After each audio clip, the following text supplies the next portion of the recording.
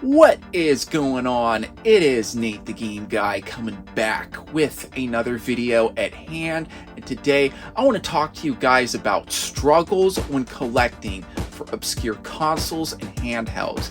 These are the consoles and handhelds that did not see much success back in their day, and to this day as well, they're not really talked about that much. Yes, they are talked about more than compared to back in their day, but as a generality, they're not really talked about that much. I'm not talking about game consoles such as Saturn and 32X. I'm talking about the more obscure ones like Gizmondo and Hyperscan and Atari Jaguar. I mean the ones that you don't really hear many people talk about. So in this video, I'm going to share some of my thoughts along with some of the struggles that I have personally come into contact with myself when collecting for some of these lesser known consoles and handhelds. So without further ado, let's jump right into this video subject right after the intro.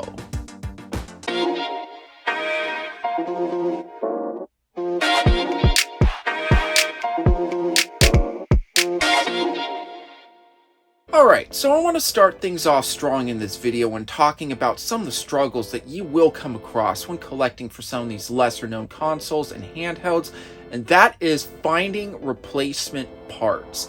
Let's face it, life happens, things break, things just don't go our way. And sometimes, like, with some of these consoles, sometimes it'll need a new laser, or it'll need a new belt, or whatever the case may be, that there's just something that happens to said handheld or console that just affects its functionality, and it's just a real headache to deal with. Unfortunately, when collecting for some of these lesser known consoles, there's not going to be very many replacement parts available. Why? Simply because these consoles were not very successful, and let's face it, even though consoles such as the Xbox 360, PlayStation 2, Nintendo 64, those are all relatively known game consoles. It's very easy to find replacement parts for those things, even after all these years of these consoles no longer being a thing, because the market is there. There's plenty of people that have bought PS2s, 360s, 64s, Genesis consoles, right? Where if you need to find a replacement part, the market is there because there were so many consoles sold that there's still a lot of these consoles available that are going to need some of these replacement parts. That can't be said with consoles such as Hyperscan and Nokia n-gage and Gizmondo and 3DO, right? These consoles are not going to have the replacement parts that readily available compared to some of the more known consoles as mentioned from before. So if you are going to be collecting for some of these lesser known game consoles, that is something you may want to take into account when it comes to issues that may arise that, don't get me wrong, I do enjoy collecting some of the obscure stuff too, but of course this video isn't about all the sunshine and rainbows that comes along with collecting for some of these lesser known game consoles and handhelds. Now, another thing worth addressing when it comes to collecting for some of these lesser known game consoles and handhelds is sometimes it can be pretty expensive to collect for these things. Of course, it also varies on what console you're collecting for. For example, when I finished the set for the Hyperscan many years ago, I was able to buy all the games for under $100, the entire library under $100. That really can't be said with all game consoles, right? After all, if you try to collect for something such as the Neo Geo AES, that is not going to be a console that you're going to get all the games for under $100. That you're just not going to do that. But I will say, when it comes to some of these lesser known consoles, that is something to consider too, right? Is because some are less expensive, some are more expensive. It just depends on, how many people like the console, right?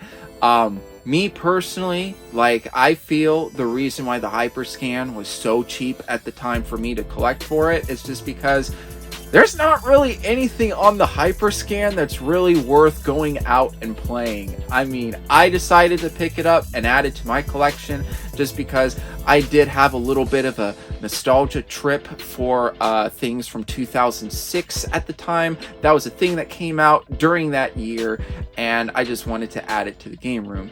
I'm a little weird that way, but that's okay. I suppose we're all weird in our own way or another, right?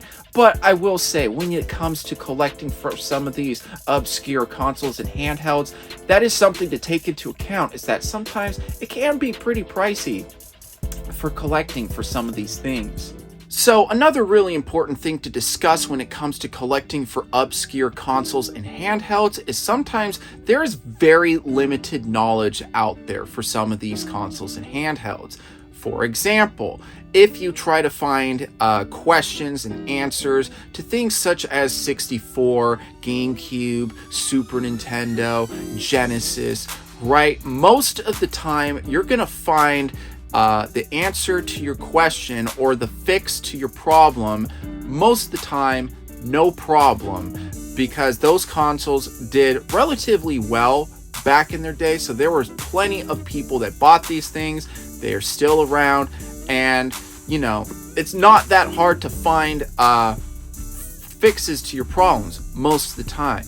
Now, with consoles such as Philips CDI and Hyperscan and 3DO, right? It may not be that easy, is because after all, not very many people bought those consoles back in the day.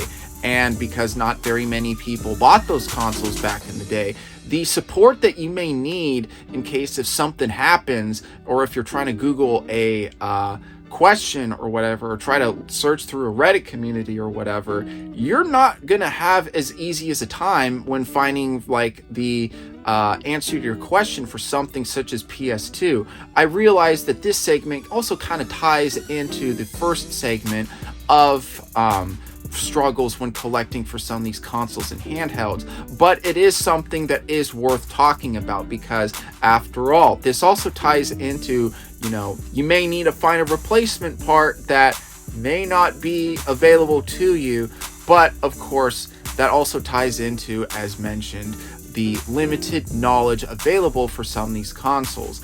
Like I said, I enjoy collecting for some of these obscure consoles and handhelds, but of course I'll also be the broken record and say it isn't all sunshine and rainbows when collecting for some of these lesser known devices. Now, of course, this is a problem that I have to talk about in this video, and that is sometimes finding the games for these consoles are a lot harder. Unfortunately, since these consoles did not sell very well, it only makes sense that there were not as many copies sold of games for said consoles. Now, of course, just because a game may not be as easy to find doesn't necessarily mean that it's going to be out of the roof expensive. But unfortunately, the case still stands that if you are trying to collect a game for said console that may be obscure, in some cases, it may be more difficult to find. For example, I one time was considering collecting for the Gizmondo and also considered about going for a full set. Unfortunately, after doing a little bit of some looking online to see what games were available to readily purchase, I decided to skip over it, as just because I just did not want to go down the rabbit hole of struggling to find games that I wanted to either collect or play for the console. Unfortunately, that is a real scenario that you can come across when collecting for some of these obscure consoles. Not all of them, but it is like I said, it is a thing that could happen depending on which console you decide to collect for.